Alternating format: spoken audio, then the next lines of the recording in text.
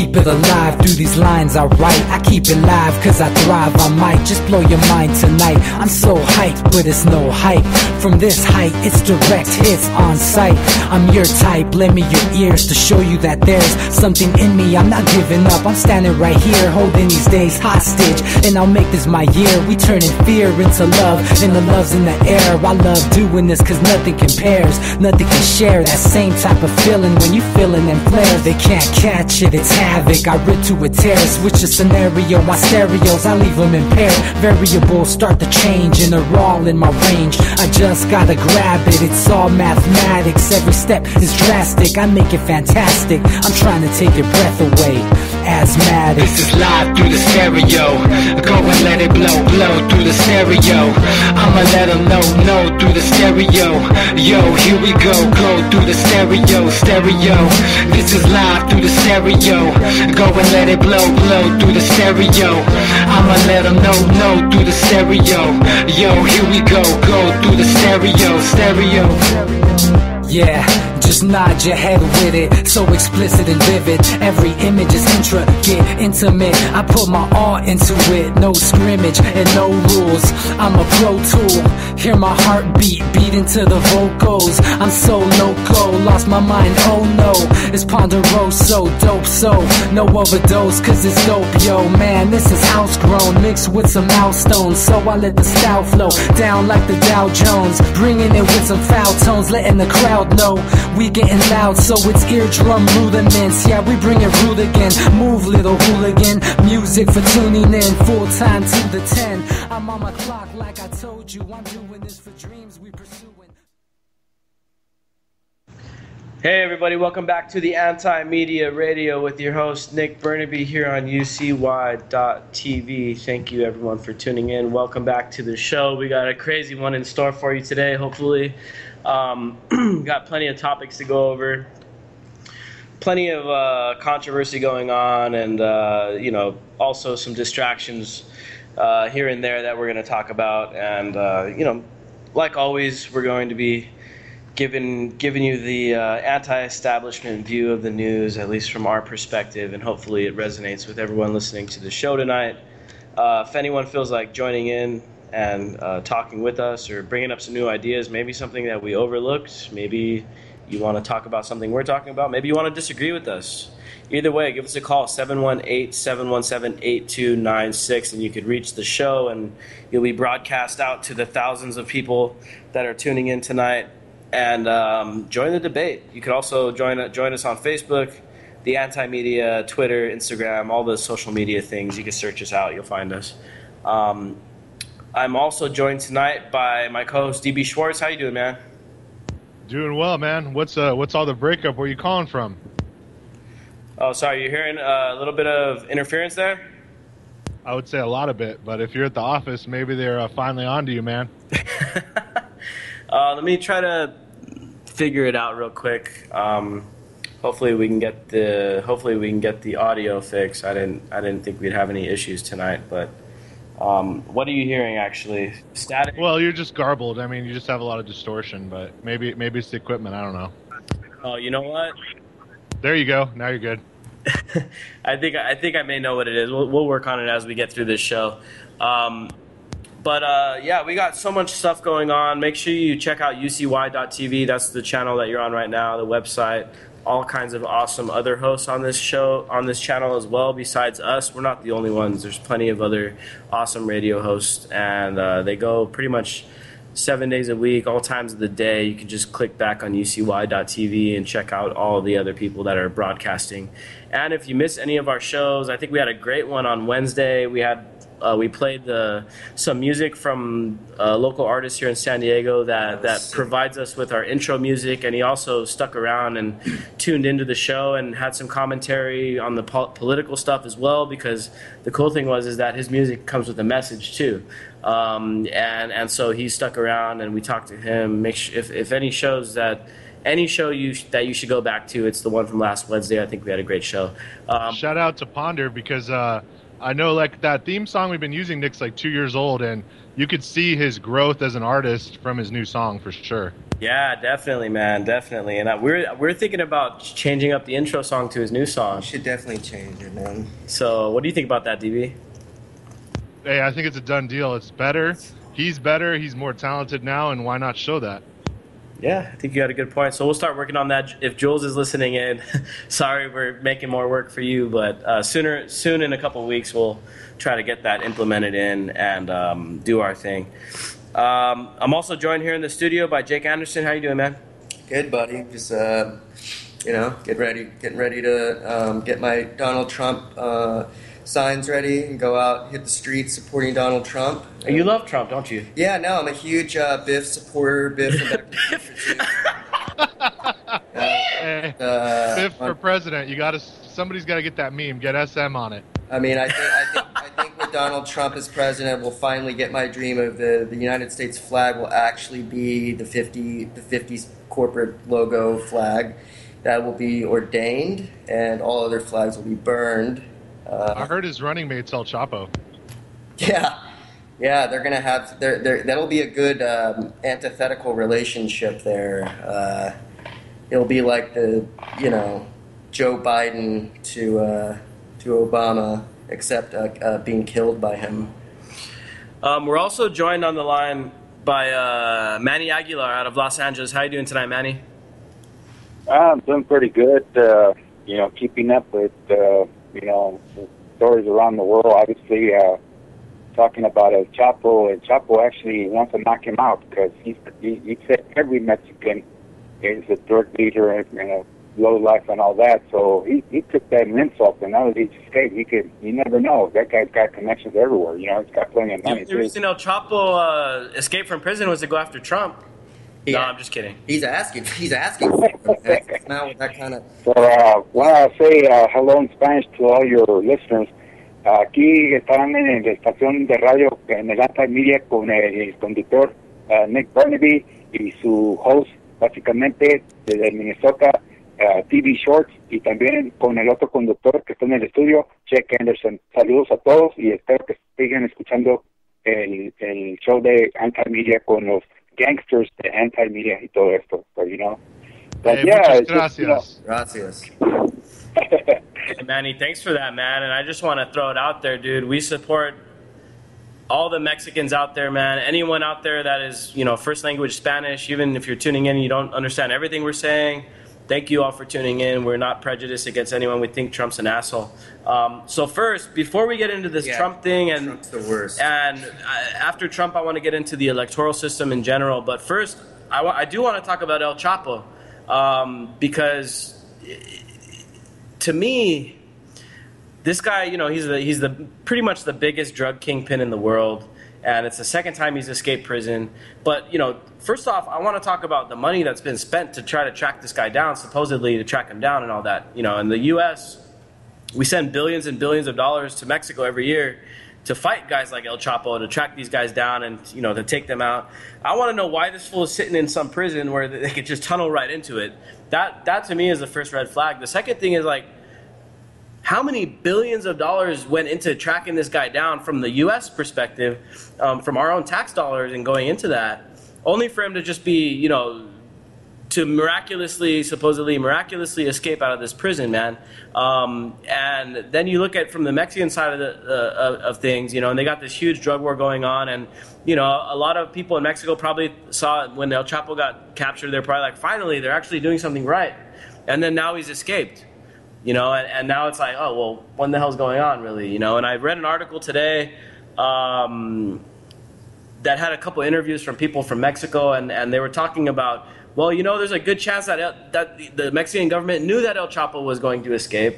In fact, there was another article about how the FBI had information about his plans to escape, and nothing was really done about it, dude. And you can't sit here and think, oh, it was just some cool Shawshank Redemption type of escape, and he tunneled through the ground and all that. No, dude. This was orchestrated by, much higher levels up. You don't just tunnel into a prison like that. He waited till the thunder and lightning hit, and that's when he struck the rock down onto the tunnel. Yeah.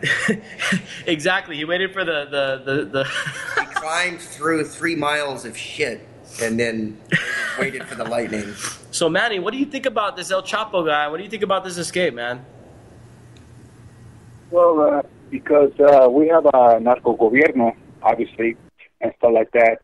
I believe that there's people inside the system from captain up that basically took some bribes, including the help of the military, the Turkish military, obviously, and stuff like that. And those are the people that help him. There's no way he could have done it by himself. You know damn well. It's just, and he is the biggest guy. He is the kingpin and stuff like that.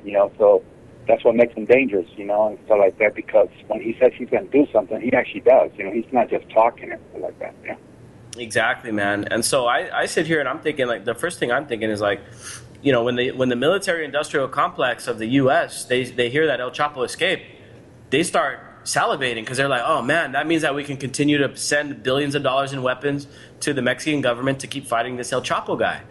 And they say, oh, we can keep stealing money from the Americans, keep raiding their paychecks, and keep, using it to send arming up the Mexican government because, if you get rid of the boogeyman, then what happens?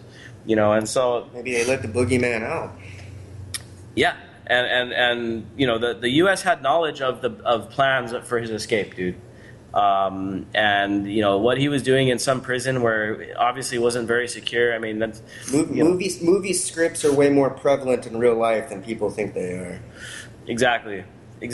So that kind of brings us up to this Trump thing, because now El Chapo is supposedly threatening Trump. And Trump went and ratted on him to the FBI, and he's like, "Oh, they're giving death threats out to me, and it's El Chapo. You're gonna kill me." I mean, I hate to sound cynical, but I wouldn't lose sleep over it. But yeah, the dude wants to come out with the most racist rhetoric we've heard from a mainstream politician in decades and decades, and then he wants us to sit here and whine. And what a coward! Why doesn't he just buy like a multi-million dollar security team and apparatus and surround himself and stop being a little bitch? Yeah, well said. He's the worst, man. Donald Trump, fuck that. And he has no chance. Let's just face it. He's got no chance. And this is all part of the script. This is all part of the show that they call the U.S. electoral system and stuff. But what he has done is inflamed a lot of tensions. He's caused a lot of Mexican people to rightly be outraged against him, and we're outraged as well. And I honestly, I plan on ignoring the guy because I know his candidacy is a joke, and I was trying to ignore him for a while. But then what I realized was that this shit that he's saying, this racist stuff, saying like all these Mexicans coming up are just a bunch of drug dealers and rapists and this, that, and the other. Dude, it's psychological abuse, dude. Yes, I mean, it's horrible what he's doing. But here's the thing that I was gonna ignore it. But here's what really started worrying me is that now his poll numbers are rising. This message, this racist message, is resonating with a lot of these Republicans, and that is scary. Well, there's a lot of race. Our country is, I would say, probably predominantly racist. I mean. Yeah, but they elect Obama. Well, it's generational, though. Remember that. Remember that it's generational. Racism is generational. Absolutely. And I can tell you that nobody in our generation has the feelings of the older generation. We just simply don't. We realize it's a fallacy. And you have to understand that this is a media concoction for a reason. Divide and conquer works. And they're going to keep playing that card. But you know what? They know it's not working in the younger generation. That's why you have stupid bullshit on MTV like White People or whatever that fucking stupid show that just came out is. They're trying to drive fake division. There's no more division in the younger generation. They're scared shitless. You're right, dude. And the emperor wears no clothes anymore, man. They realize that they don't have a grip on a large portion of young people now. And the goal, the objective right now is to make, people, young generation, they've just got to realize the crap that's being fed to us and just get out of it, man. Because if they can't control that younger generation, this whole narrative is just going to disappear, and the Republican Party is going to be extinct. I predict the Republican Party won't even exist in 30 years, in my opinion. No, I think you're right, but I think they are going to win the next election.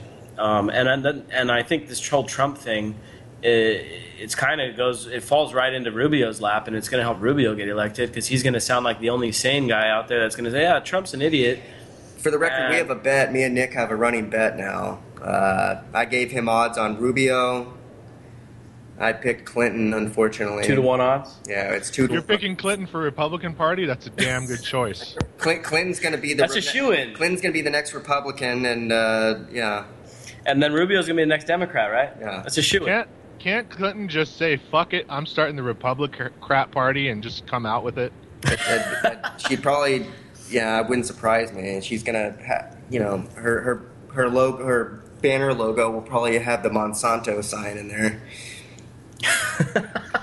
Well, one of the comments that I want to say about Trump, in a way, he kind of did us a favor because the timing is right. Also, I mean, he disrespected us obviously and really crucified us, but he did do us a little favor where now the Latinos everywhere are united again, fighting for the cause and stuff like that. Because we just had a march up here in LA on DACA and stuff like that on Saturday, and it was really, and then on Friday we went over there to make some noise down in Brentwood, where obviously Dump the Trump is and stuff like that and stuff. And then, of course, he goes to the second most racist state in the union, which is Arizona, and he meets a couple other racists up there, Brewer and Joe Arpaio, and with him, for me, was personal because he told me directly last year when I was up there, when I was up there, he pointed me out in front of the meeting, told me to go back to where I came from, Mexico. He says, go back. You need to go back, And like, wow, so I never forgot that guy, seriously. And I couldn't believe it, and it just couldn't believe it. I mean, it just, and this guy, pretty much knows who the leaders are, but not being from Arizona, to point me out, I said, man, this guy's probably keeping an eye on me from Arizona all the way to LA, because, pointed me out completely, So I never forgot that and stuff like that. But Arizona, second, most racist state in the union, and of course you guys know the number one, which number one is Texas, especially for Latinos, Yeah, man. And this Sheriff Joe guy, he's like a hero to the Tea Party. They call him the toughest sheriff in the country. But he's just another racist, dude. That's all he is. He's racist. He's not racist against black people, but he's racist against Mexicans. But we have an article up today on the anti-media about Trump. And the title is "The More Racist Donald Trump Gets, the Higher He Rises in the Polls." We kind of go out there to dispel some of these myths that he puts out there because, the stuff that Trump says, it's a refined message. These are emotional talking points that the racist right has been refining for several years now. But he comes out and he says, they're sending all their criminals up here to come destroy the country, et cetera, et cetera. But, everything that he says, they're nothing more than just reactionary, emotional-based talking points because they're not based in reality. And we have a chart here in the article on the anti-media from the Pew Research Center. It actually shows that the immigrants that come into this country are less likely to commit criminal acts than the people that are born here, dude. And I'm not saying that, the native-born American people are bad or anything like that. And sure, a lot of them are. But what I'm trying to say here is that the immigrants that are coming up into this country aren't coming here to come up and steal Granny's purse. They're not coming to rape your little sister. They're coming here to find a job. They're coming here to have a better life and work and contribute. And quite frankly, to do a lot of the jobs in most America that a lot of Americans feel they're too good for because they're entitled, Exactly. And so not only do we make the point here in our article that the immigrants that are coming into this country, not just from Mexico, but immigrants in general, they're not criminals. In fact, they're less likely to commit criminal acts than the average American. But they're also adding to the economy. They're not stealing people's jobs on a massive scale. They're adding to the economy. It's a net positive. It's helping our economy because they're coming here, they're contributing, they're working, they're paying taxes, whether through sales taxes or otherwise, and they're creating jobs and they're spending their money, they're buying stuff at the store. And from all the research that's been done, and I pull a quote out of this report from the Manhattan Institute in this article, and it's a compilation of literally like 40 studies that show that immigrants, whether they're undocumented or not, doesn't really matter because they're adding to the economy and making everybody else better off by coming here. They're not taking from the economy, and these emotionally based talking points that Trump likes to talk about, and all of the supporters, where it's like, oh, all these immigrants are coming here and they're just going on welfare and they're getting all this free junk and they're getting free health care and they're getting all this free stuff. Dude, that shit is not true at all. It's a myth. And Trump is given a pass by the media. He's allowed to get away with saying this shit even though it's all lies. And I posted the article today and I even shared it on my personal page, and I literally thought that there was nobody dumb enough on my own personal friends list to support Trump, but I was wrong. I get these people commenting like, well, you got to give it to him for telling it how it is. He's just speaking the truth. It's like, if he was speaking the truth, then yeah, I'd give him that benefit. But he's not. He's speaking lies. He's talking out of his ass. Who are your?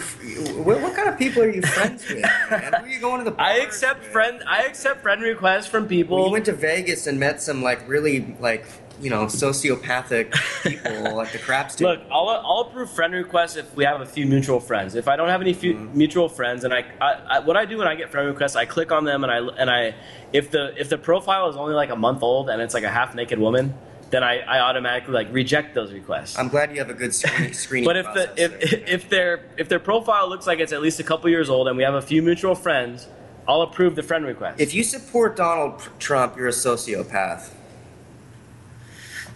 I'm sorry, but you're right, dude. I mean, if you buy into Donald Trump shit, you're effing Furthermore, sheep. I don't even want to talk to you. I don't even want to have the debate with you. If you support Donald Trump, you're a sociopath. And yeah, I don't want to debate you about it, but you're a sociopath. I mean, I couldn't debate people on my own personal profile. I was just calling people idiots. Normally, I don't do that, dude. I don't stoop to that level. But if you support Trump, you're an idiot. With sociopath because it sounds smarter, I mean, even his hair is fake. He doesn't even have real hair. Yeah, even his hair is sociopathic. Yeah. Well, one of the things with Trump that basically, kind of took a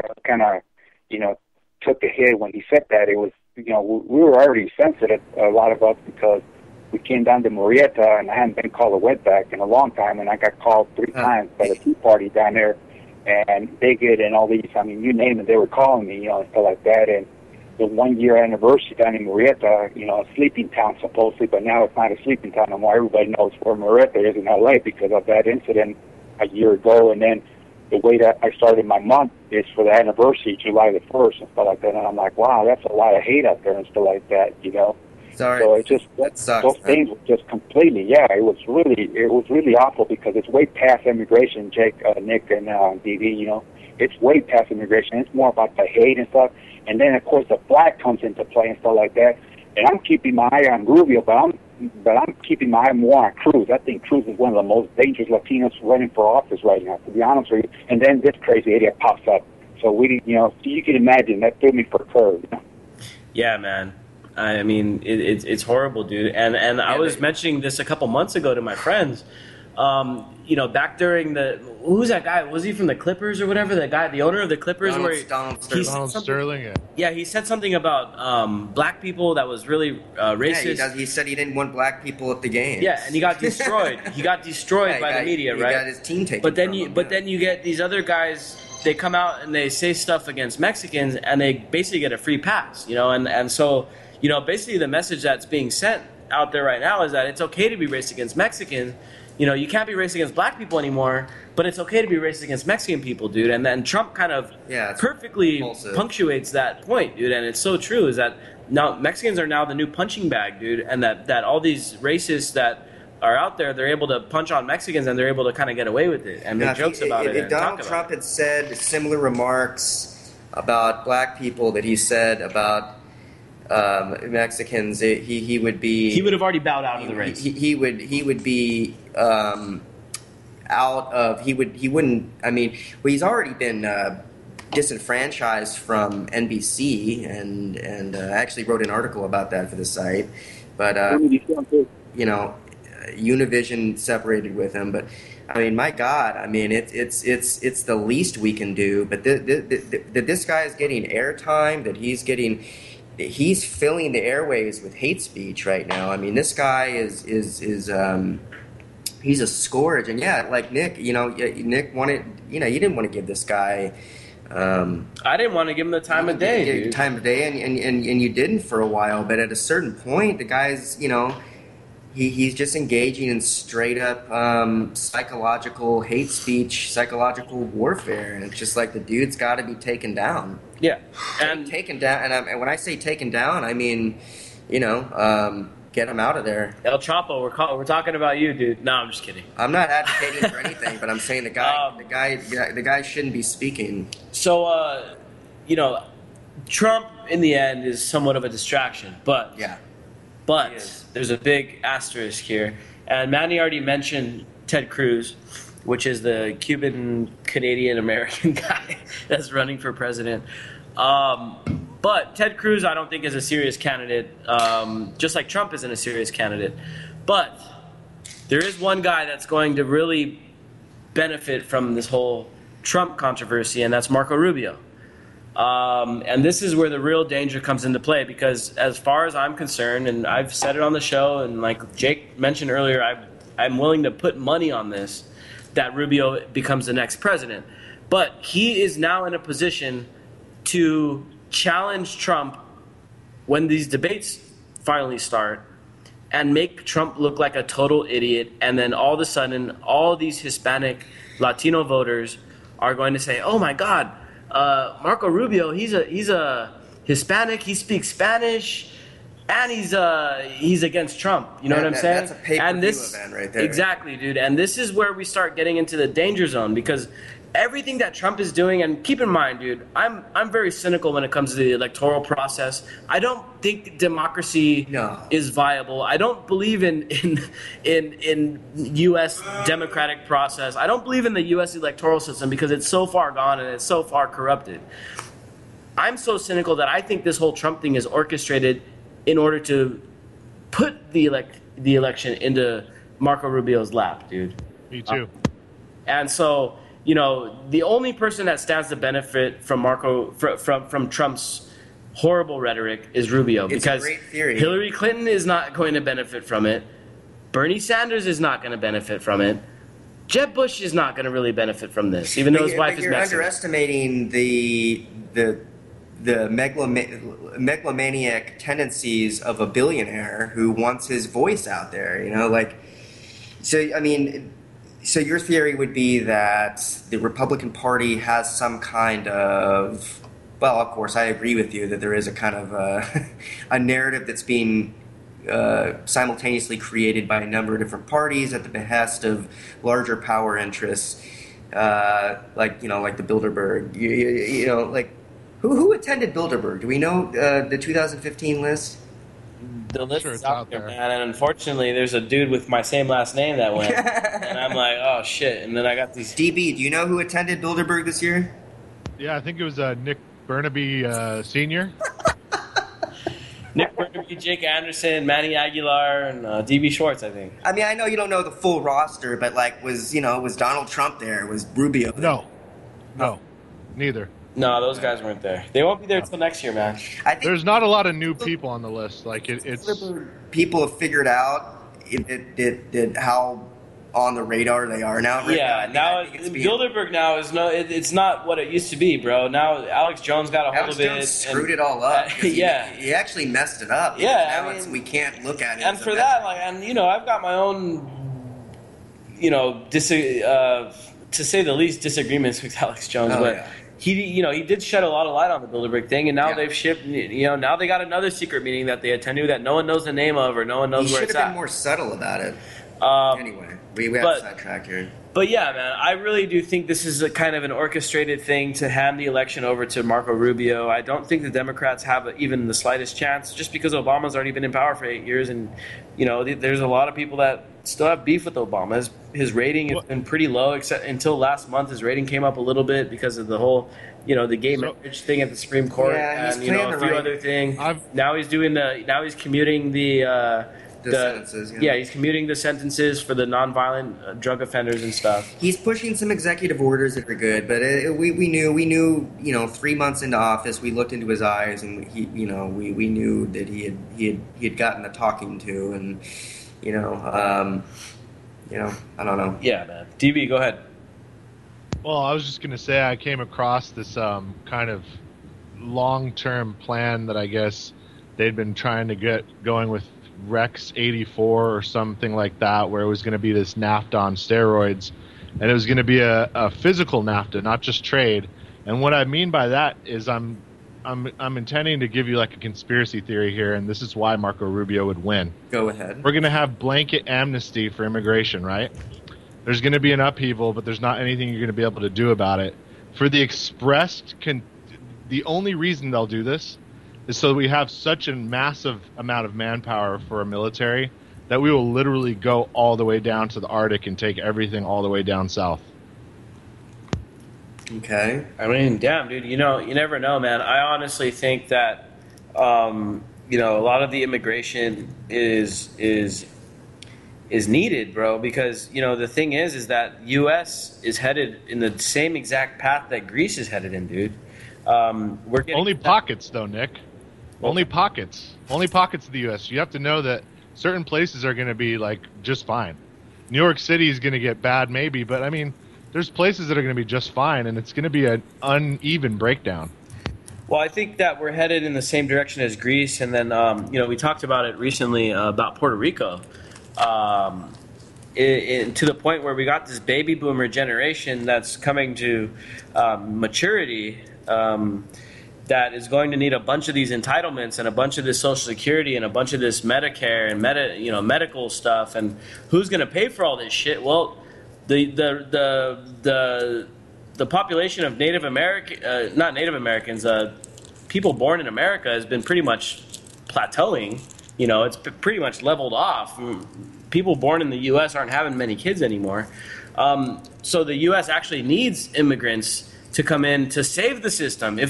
If the immigrants weren't coming in, who in the hell's going to pay into the Social Security shit if they don't start, giving, like you said, blanket amnesty to every immigrant that comes to this country, whether legally or illegally? They need these people to keep the system afloat because they've squandered the all the other money that people have put in. I mean, shit.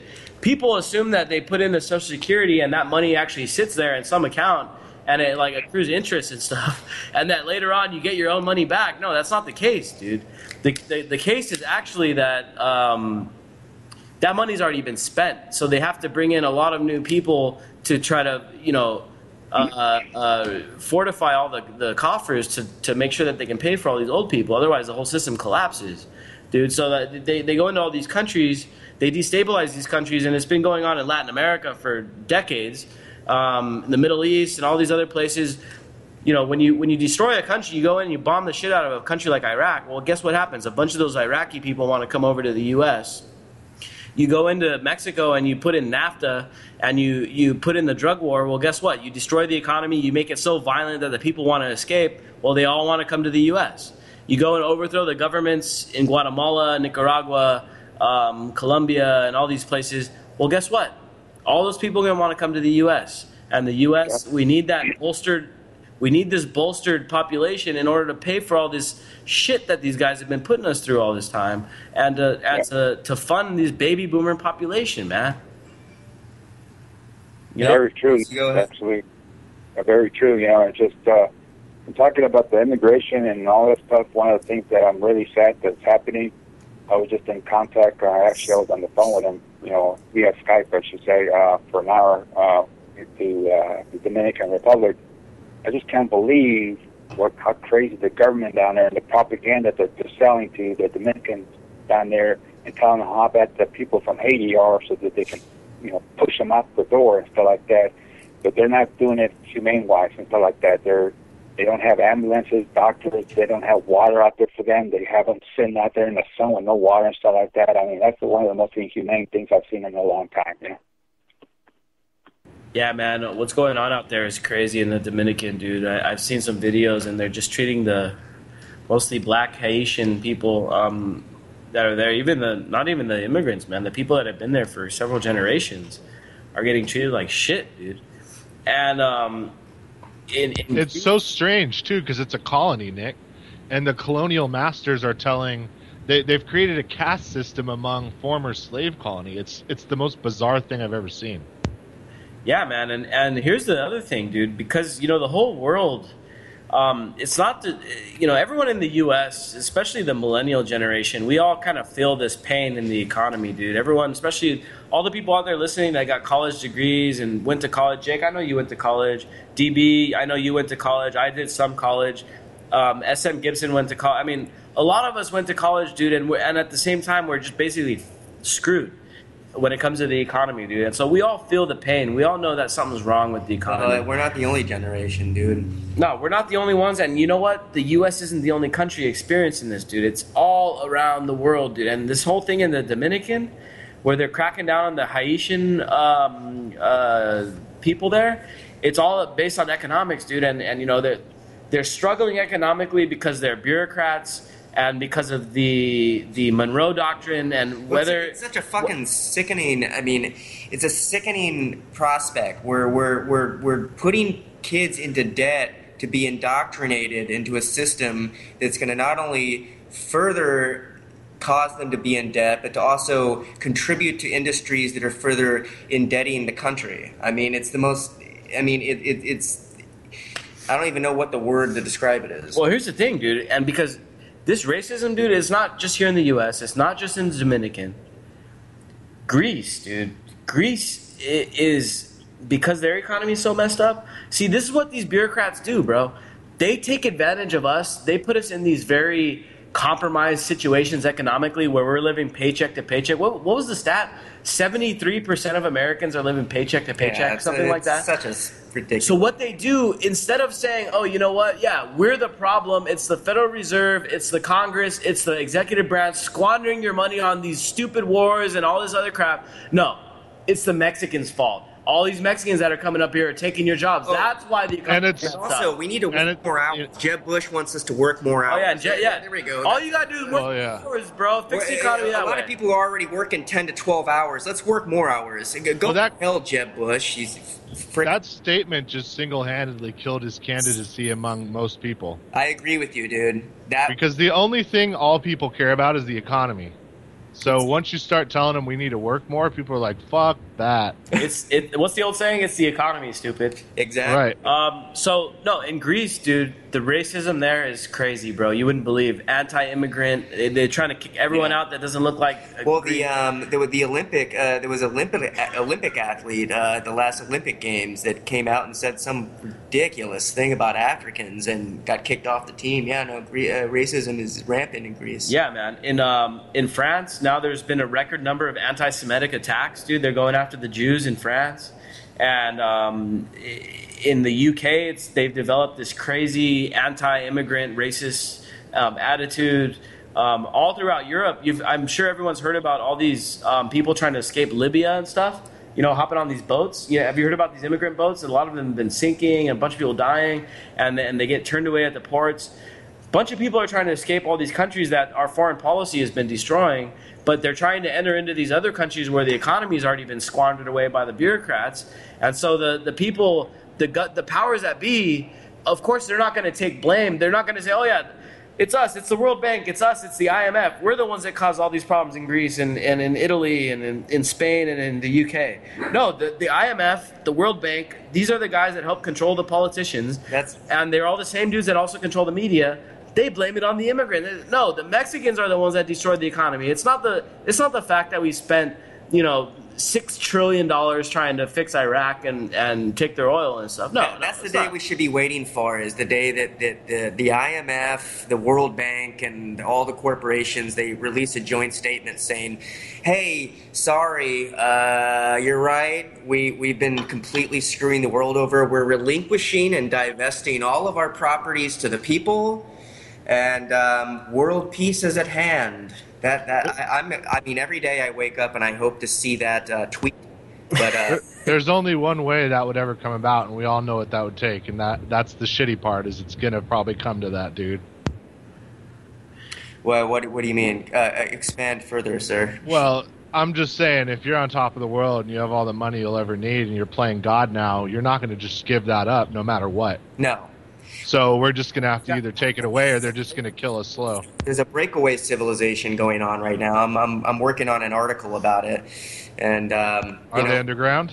It's an end game. I mean, it's underground and it's in space. I mean, it's documented. I mean, it's happening, dude. It's the elite. They're so elite. It's such a small percentage now. It's beyond what we can imagine right now. But to bring it back to to what we can do as individuals, and me and Nick were talking a little bit earlier about how the quote unquote revolution has to happen at a personal level, and Nick, you worded it better, which is that something to the effect of we have to take responsibility as individuals to change our own situation, to make important decisions as individuals, and to affect our families and our communities around us.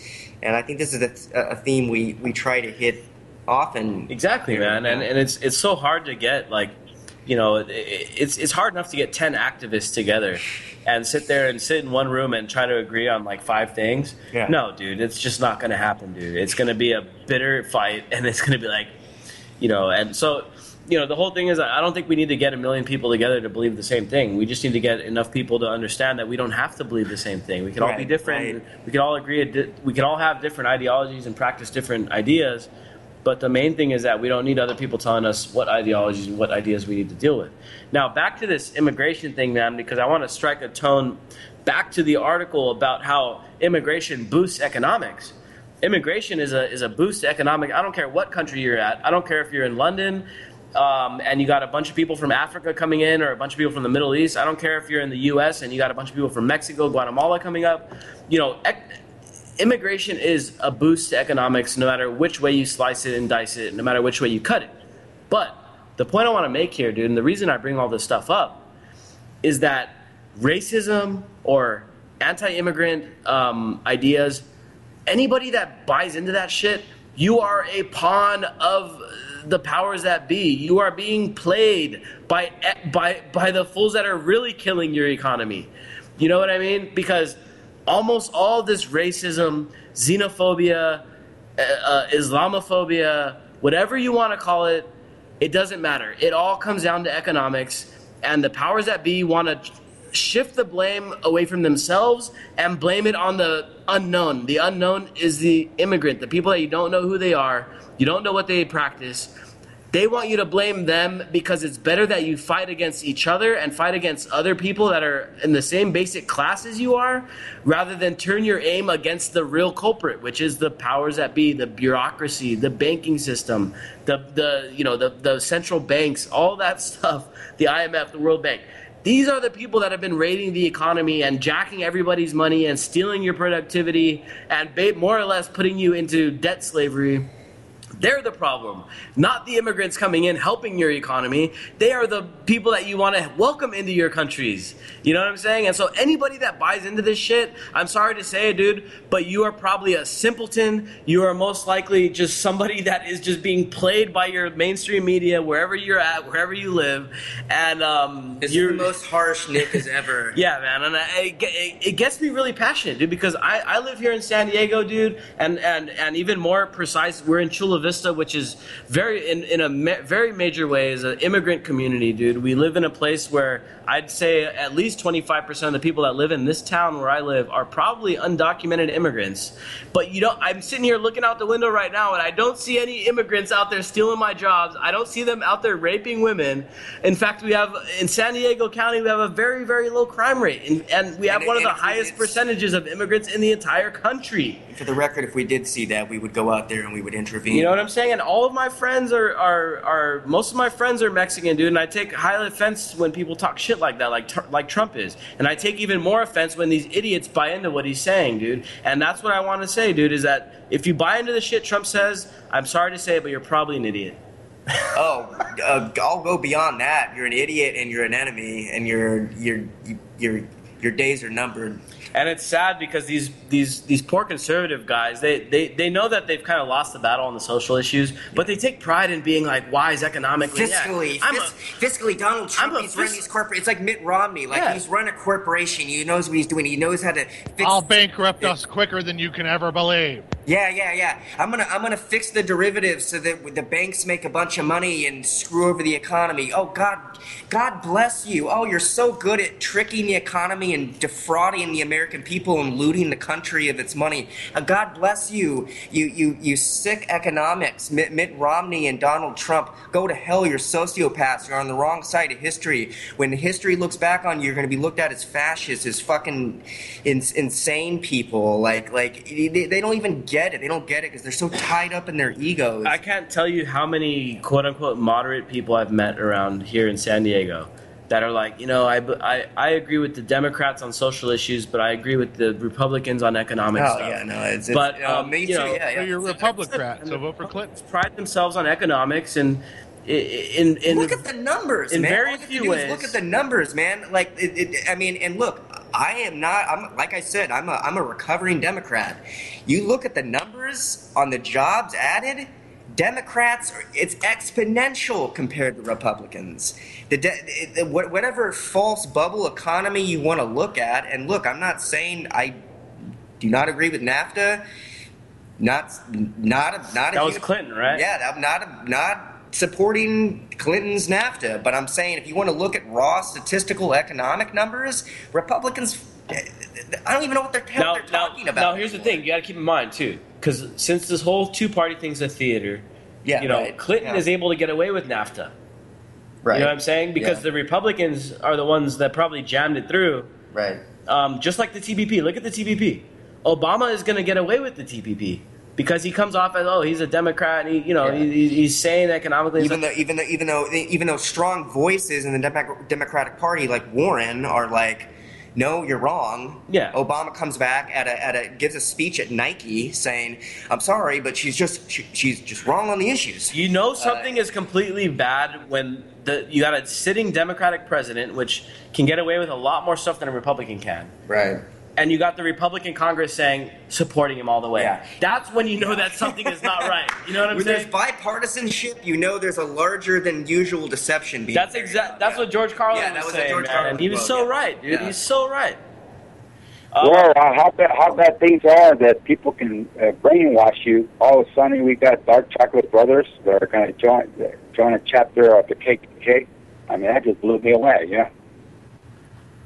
I mean, I don't doubt it, dude. You got there's that one Facebook sensation guy, the black guy out there waving the Confederate flag, dude, and all these conservative guys are latching onto him like, oh, see, look, there's a black guy waving the Confederate flag. We can't be racist anymore, And these are the same people that say, well, we elected Obama. The country's not racist anymore. Race is no longer an issue, And then you got the same people that are, now you got the other side of the spectrum, like, well, once we ban the Confederate flag, then basically we got no more racial problems in this country. It's like, dude, come on, let's get real.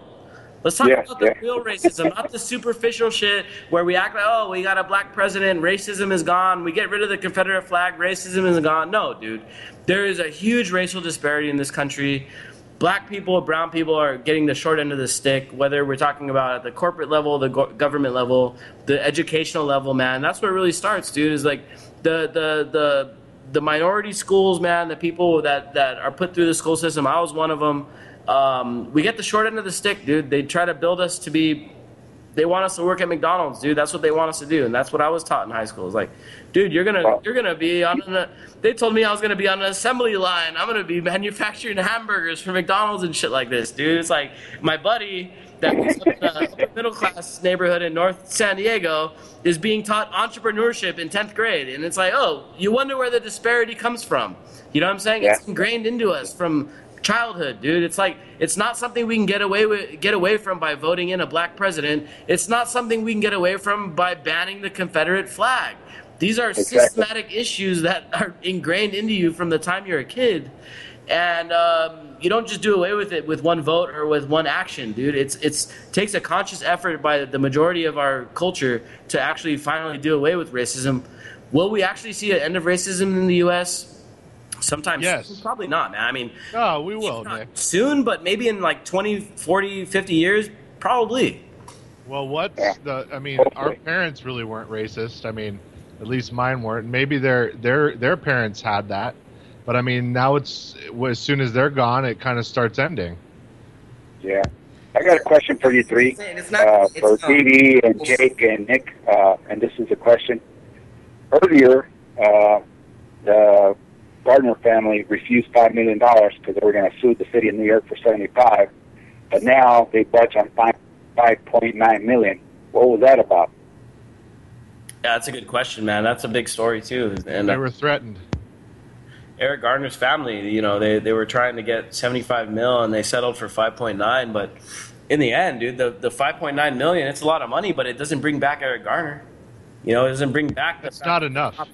You know, choked this guy out because he was selling cigarettes. Yeah, there's an art exhibit in New York. They did an art exhibit where they have a body that looks like Eric Garner laid out, and the cops are mad. The local cops are mad about it, and what, you know, look at that. The cops are mad about an art exhibit showing a up of cops killing someone unjustly. I mean, it's sickening. Look it up. Look up Eric Garner art exhibit. It's worth looking at. I want to bring back to DB's point, man, because I think DB has a really good point there, dude, is that the younger generation, the internet generations, aren't going to be these typical, you know, we're not going to fall into this racial bullshit. Yeah, some of them will. Dylan, I don't see it, man. I really just don't. I do hang out with people mostly younger than me, sometimes a decade younger than me, man. And look at I'm just saying it's not there anymore. Like, it may be a funny joke to them in some way, but there's no hatred anymore among differences of culture even. I mean, I'm out here in the Twin Cities, and you're getting Indians and Muslims that would ordinarily fight in India, and they're hanging out. I mean, this culture, if there's one positive thing about it, it's that it is inclusive. We're probably one of the most distracted generations, but we're also not as propagated by this corporate crap. And like the whole point I was bringing up earlier about how they always like to pin us against each other, one race against the next or one class against the next. I don't think the younger generations are falling for that as much, but we are definitely distracted by it like no other. Yeah, and they're also dumber. I mean, unfortunately, like that I agree with. I hate to sound that, you know, harsh about it, but you know, they're just, a lot of younger people just simply aren't as aware of history as older generation, and maybe that's for the better. I mean, who knows? But you know, they don't know what, you know, a lot of young people don't know what the Federal Reserve is. They don't know what TPP is. You know, they don't know what NAFTA is. And so while they may not be like racist, they don't understand maybe some of the giant systemic overarching injustices that are you know, hurting us all. You know. So while the politics of personal identity may be getting a little bit more nuanced, I think some of the larger issues are actually getting more flooded with disinformation. Yeah, man. Like I literally don't know a person under 30 that is against gay marriage. I don't.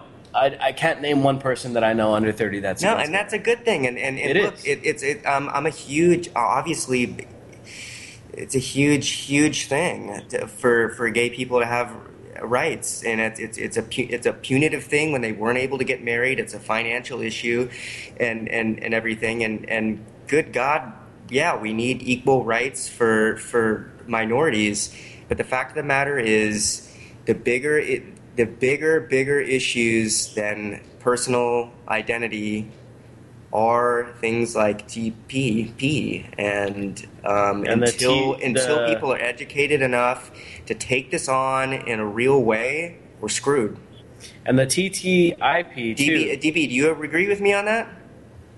Yeah, I mean, they're a distracted generation, and nobody can get jobs, so no one has any real pull, or they don't think they do. And you know that we have one of the most educated generations ever, and there's just nothing for them to do. Right. And I guess, you know, I don't know if I hate to say the powers that be because it's such a awful nomenclature to use, but I think they kind of get that. I think they kind of see this massive horde of people that actually could do things, but everything's just like kind of done. And that maybe we need to start pushing for this Star Trek generation. Otherwise, we're going to have like this world war. That's really the only options we have. We have to either pretend like we're going to get off the planet and start building crazy shit, or just duke it out. One or the other. I'm a sci-fi man. Sci-fi fan, man. Let's mobilize a Trekkie revolution, dude. I mean, Star Trek actually is a kind of a socialist utopian. It's logical. Decentralized. It's a more egalitarian community than Star Wars.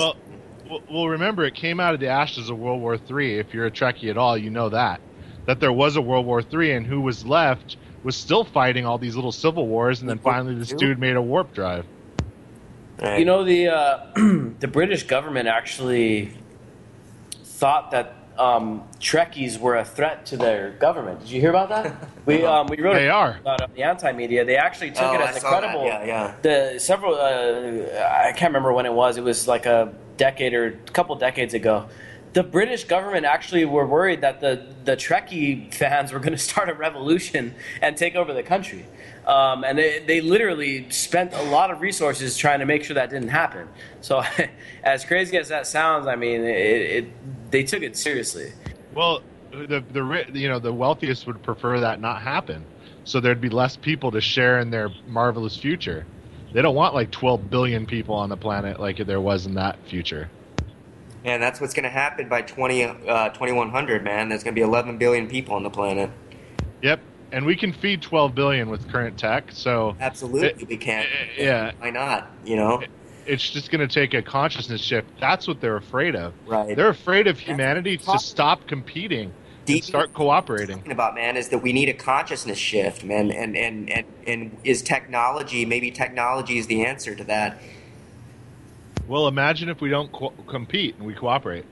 Imagine if you were allowed to pursue your passion, and you could take it to the fullest extent, and everybody in the whole world did the same thing, and that was the micro community. It was your passion. Does that mean we need to work 16 hours a day like Jed Brooks? If you want, it's not going to be work. That future, there was really no work, right? Absolutely. Well, that's the famous philosopher Marcuse said that work should be play, and that until we figure out a society in which work is play, we're never going to have equality. But we can get there now. It's just they're hoarding all this tech, and they don't want us to share in their... And it's not even their discoveries. We put in the work, the public at large put in the work. They bore the fruits of the labor of being basically the most ruthless individuals of all time. Yeah, man, they just monopolize over the intellectual property and this, that, and the other. My grandfather, dude, was a inventor back in Detroit, back in the day, dude, and he invented a bunch of shit for these guys. And what happened to him, dude? He died poor, and he died, miserable, dude, because he invented a bunch of shit for these guys, and they monopolized. They took his intellectual property, and they in his contract or whatever, it's like, hey, dude, you got all these ideas, cool. It's the free you make them for us. We'll give you a decent wage until we're done, until you lose your usefulness, and then then you're screwed. But we get to keep those patents forever. That's the free market system doesn't work. Well, I'm sorry. I mean, technically it's not, dude, because it's kind of it's a monopolized system. An intellectual property. It's a government-based kind of IP is a government copyrights and stuff. It's all government protected stuff, and I don't agree with copyright and all that stuff. And that's why one of the anti-media shares its stuff. Yeah, that's why we're Creative Intellectual Commons, property is Creative Commons. We're going to work together. Tesla has opened their patents up. We got to work together. We can't be, monopolizing intellectual property. And so we're in a way, I'm kind of living that Trekkie future, man, where work is my play. I work 24 hours a day. I work for the anti-media, and I write articles and edit articles and this, that, and the other. But to me, it's not that bad. It's not work. I enjoy doing it. And so it's okay. We're at the stage now where we got, like you said, we got the most educated generation ever, and at the same time, we got numbers. Good night, guys. Buenas noches.